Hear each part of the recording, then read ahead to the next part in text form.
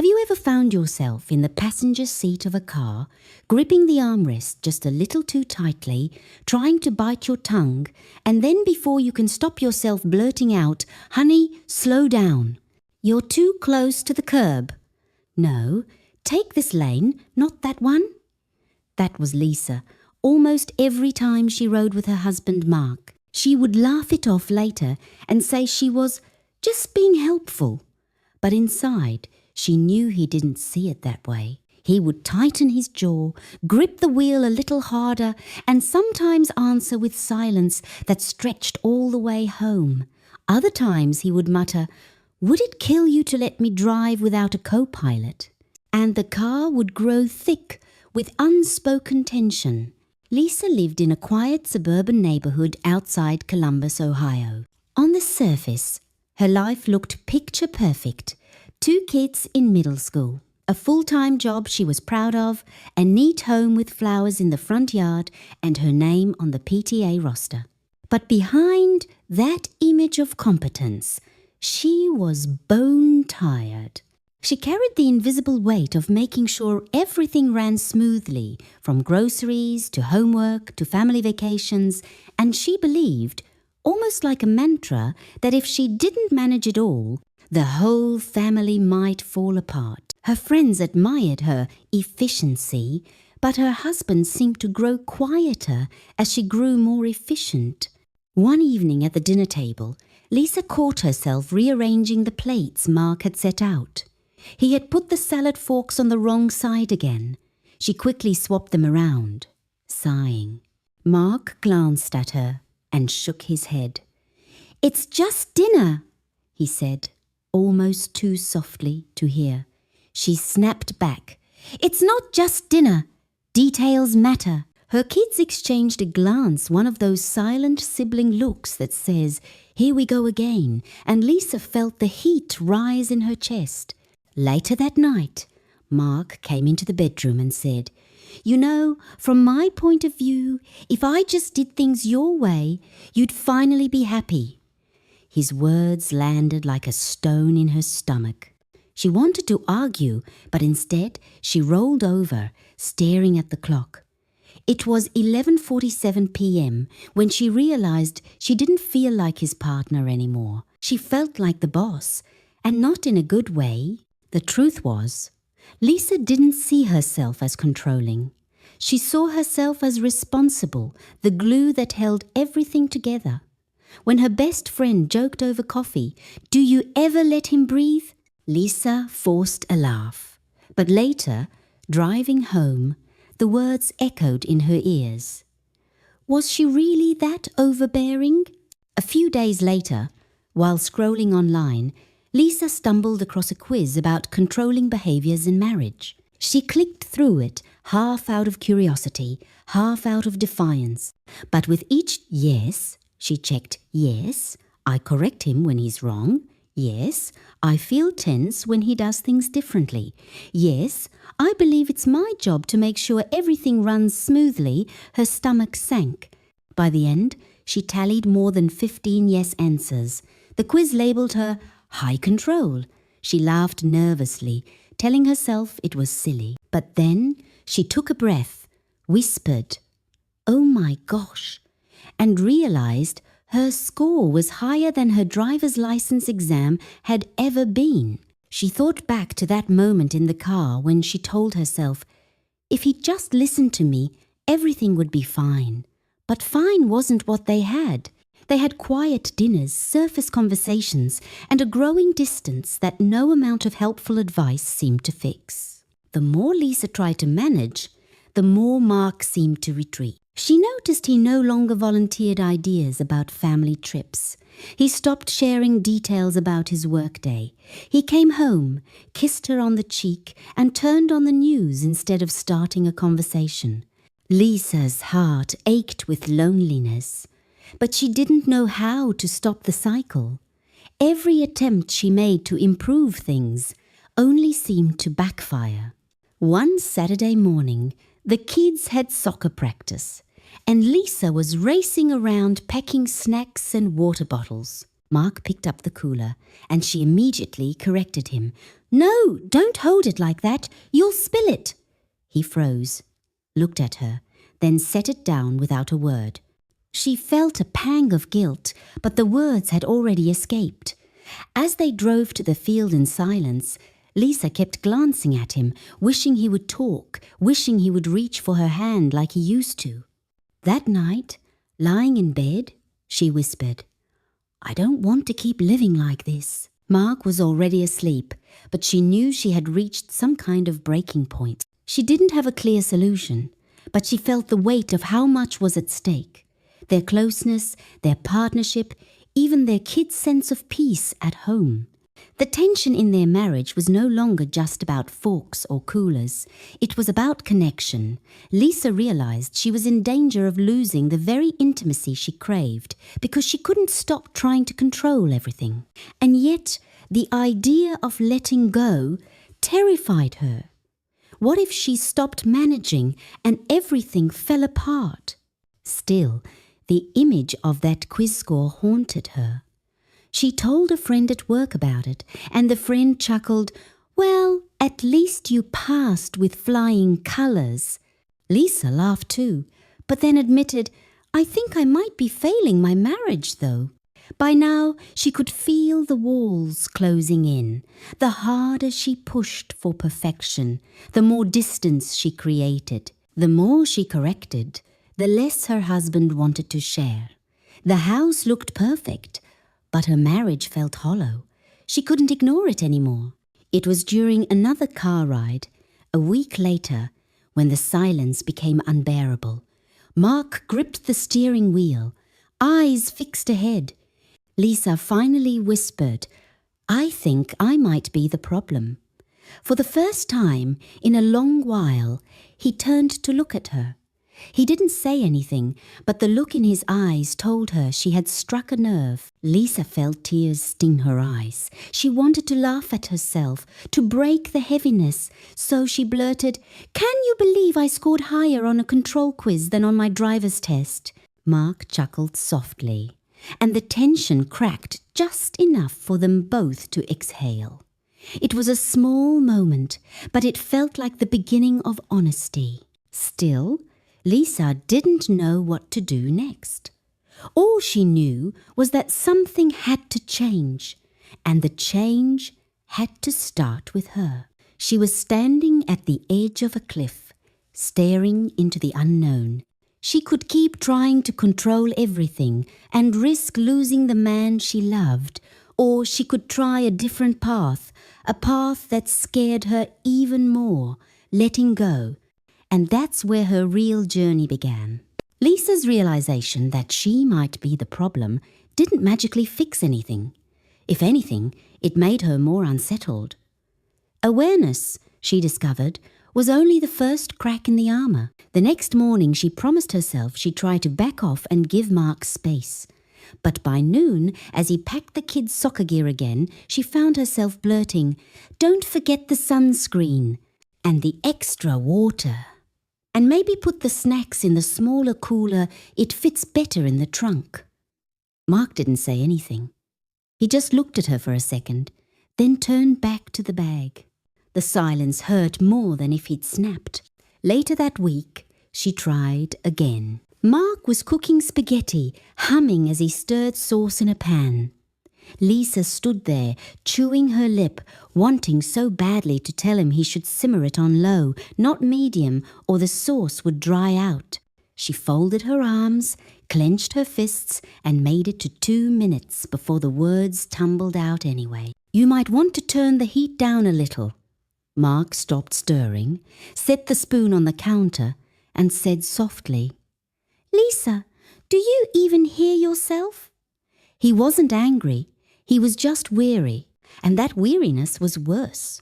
That night she lay in bed wide awake, the ceiling fan clicking above her. She thought, why is it so hard just to be quiet? She realized it wasn't just about sauce or coolers. It was about her deep fear that if she didn't manage things, no one would. Her chest tightened as she wondered, what would happen if I really stopped? The days rolled on, and she began to notice a pattern. Every time she offered help, the air in the house got heavier. Every time she corrected, Mark grew quieter. The kids too had started taking their cues. When Lisa micromanaged chores, her daughter rolled her eyes and said, "Mum, chill." That stung. She wanted to be respected, not rolled eyes at. At work, one of her colleagues, Stephanie, caught her sighing in the break room. "Rough week?" she asked. Lisa laughed bitterly. "I think I might be failing my marriage one correction at a time," Stephanie chuckled and said, "Girl, same. Last week I told my husband how to fold towels, and he hasn't folded one since. Now the laundry's piled up and I can't even be mad." Lisa laughed too, but the laugh carried relief. For the first time, she felt less alone. Still, humor aside, she knew she couldn't keep going like this. She remembered a line she had read once: "The best proof of love is trust." It echoed in her head like a song lyric she couldn't shake, but every time she tried to act on it, her old habits clawed their way back. One evening, Mark came home from work later than usual. Lisa had dinner waiting: meatloaf, mashed potatoes, green beans, and as he sat down, she asked, "Why didn't you text me you'd be late?" He froze, fork halfway to his mouth, and answered, "Because I knew you'd be upset no matter what I said." The words landed with a thud. She felt the sting of tears and didn't know whether to argue or apologize. Instead, she changed the subject, but the heaviness lingered. The next morning, determined to try differently, Lisa decided to practice what she called her silent experiment.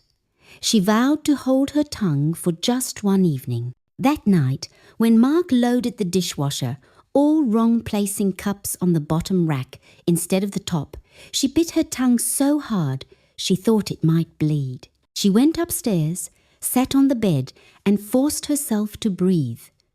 Later, she peeked into the kitchen. The dishwasher was running. The house was quiet. And for the first time in weeks, she realized Mark hadn't withdrawn. Instead, he looked almost lighter. The next day, he offered out of nowhere, "Want me to take care of dinner tomorrow?"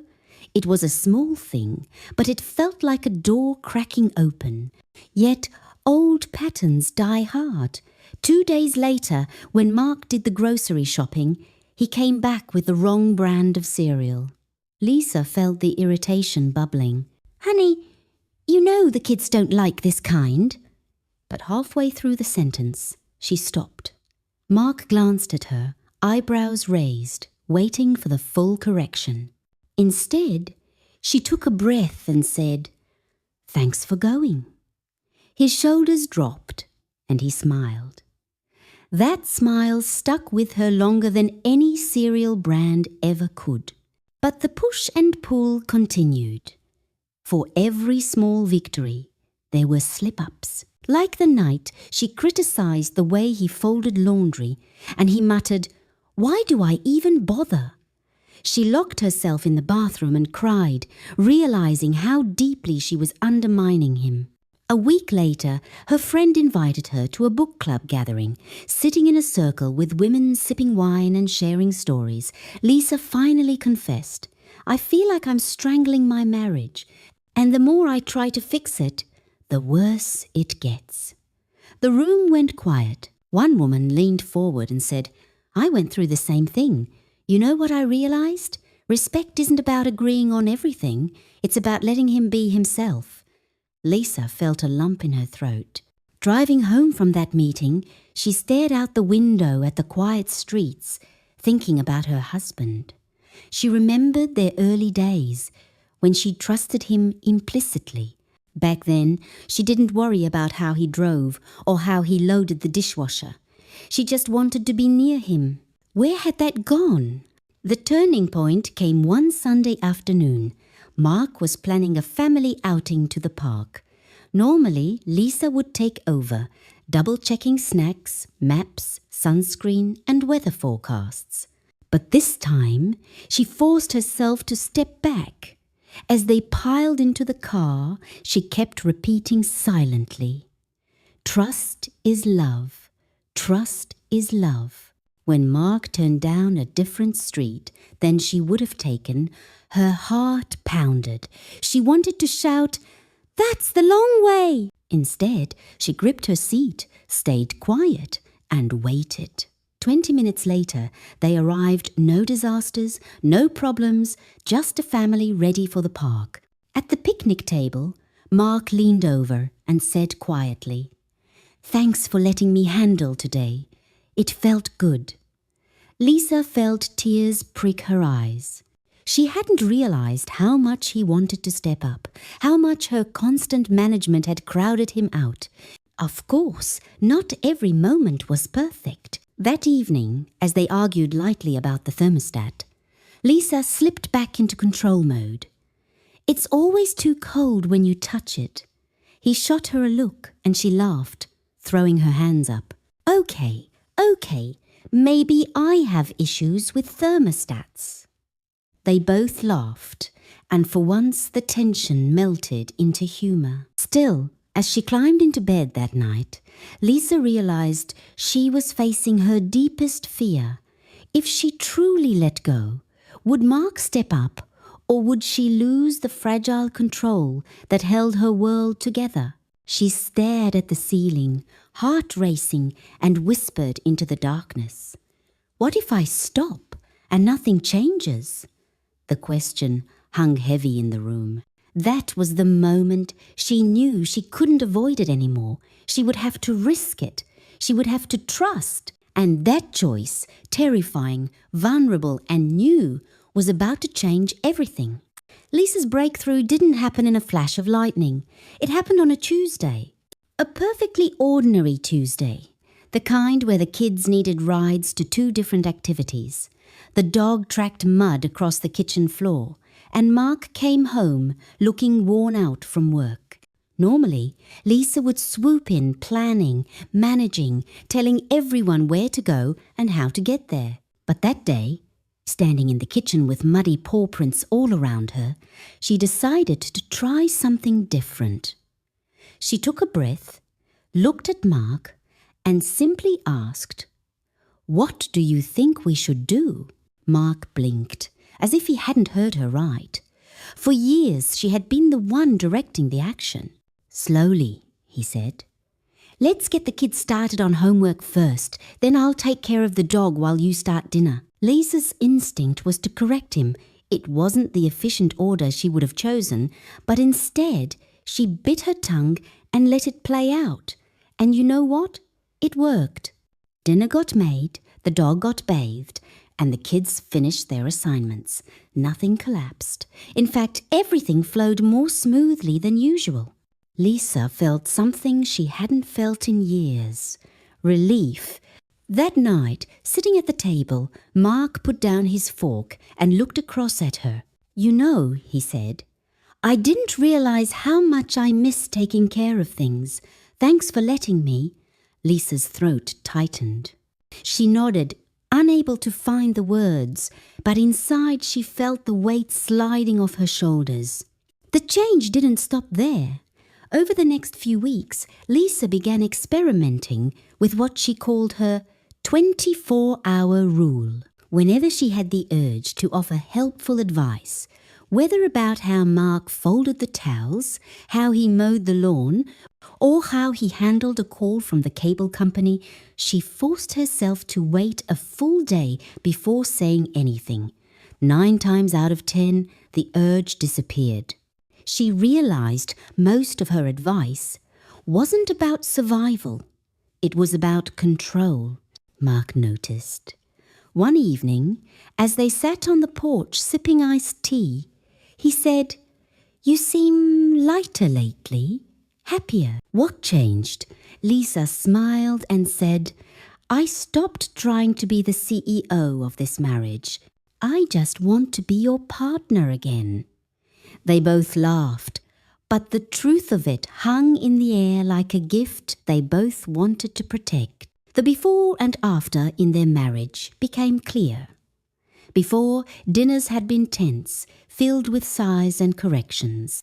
Now, meal times felt playful, filled with stories from the kids and the occasional joke from Mark. Before, Lisa would collapse into bed at night with the nagging sense that she was carrying everything. Now she felt supported because she had given Mark the space to step up. Before, she would resent him for not sharing more of himself. Now he was opening up about work, about his hopes, even about his fears, because he finally felt respected. One Saturday morning, as they tackled yard work, Lisa caught herself laughing at something silly. Mark was trimming the bushes, and she thought about telling him he was cutting them unevenly, but instead she called out, "Well, I guess we'll have the most creative-looking hedges on the block." They both laughed, and Mark kept trimming with a grin. Humour, which had been absent for too long, was finding its way back into their home. Of course, the road wasn't perfectly smooth. There were slip-ups. There was the time Lisa snapped about the thermostat again, or the morning she couldn't resist reorganizing the dishwasher after Mark loaded it. But instead of spiraling into silence and distance, they laughed. Mark would tease, "Old habits die hard." And Lisa would say, "At least I didn't correct your driving this week." The difference was that now the tension broke with connection instead of resentment. Lisa's transformation offers practical lessons for anyone listening who has ever felt themselves stuck in the same exhausting cycle. First, take an honest inventory of your own behaviors. Ask yourself, am I really helping or am I trying to control? That awareness alone can shift the dynamic. Second, try the 24-hour rule. When the urge to correct or direct arises, wait a full day. You'll be amazed at how many urgent corrections turn out to be irrelevant. Third, replace blame with gratitude. Instead of pointing out what your partner did wrong, thank them for what they did right, even if it wasn't your way. Fourth, celebrate small wins. Each time you let go, notice how the atmosphere lightens. Those little victories build trust over time. Finally, remind yourself that trust is the most active form of love. It's not passive, it's not weak. It's choosing to say, "I believe in you enough to let you lead too." Some of you may be thinking, "But what if I let go and nothing changes? What if my partner doesn't step up?" That's a valid fear. Lisa felt it too. But what she discovered is that the act of letting go changes you. It shifts the tone in your home. It creates space where tension used to be, and more often than not, your partner will rise into that space because they finally feel respected. Even if change takes time, the peace you gain by releasing control is worth it. The beauty of Lisa's story is that it shows how ordinary moments, car rides, dinners, chores, can become turning points. You don't need a dramatic intervention to transform your marriage. You need small, consistent acts of trust. And those acts add up to intimacy, laughter, and partnership. Imagine for a moment what your own home could feel like if you tried this. Imagine fewer arguments about how the towels are folded and more evenings spent actually talking. Imagine the relief of no longer carrying every burden alone. Imagine the warmth of hearing your spouse open up because they feel safe with you again. One evening, not long after her breakthrough, Lisa and Mark were walking their dog around the block. The air was crisp, the sun sinking low. Mark reached for her hand and said, "It feels good to be on the same team again." Lisa squeezed his hand and smiled. That simple moment, hand in hand on a quiet street, was more intimate than any grand gesture. It was the fruit of trust. So here's the challenge I leave you with tonight. Think of one area in your relationship where you can step back, Maybe it's how your spouse drives, or how they handle chores, or how they plan outings. Just one area. Decide that this week you'll choose silence instead of correction. You'll choose gratitude instead of blame. You'll choose trust instead of control. It won't be easy. You'll be tempted to slip back into old habits. But remember Lisa's story. Small, consistent changes brought her more connection than years of controlling ever did. And if she could do it, with her quizzes, her corrections, her desperate need to manage, then you can too. Because at the end of the day, none of us really want to be the CEO of our marriage. We don't want employees. We want partners. We want laughter. We want love. And sometimes the bravest thing we can do is to take our hands off the wheel, literally and figuratively, and trust the person sitting beside us. So this week, let go just once. Notice what happens. And when you do, you may just find yourself holding hands again, walking side by side, rediscovering the intimacy you thought was lost. And maybe, just maybe, you'll discover what Lisa did, that the best proof of love is trust.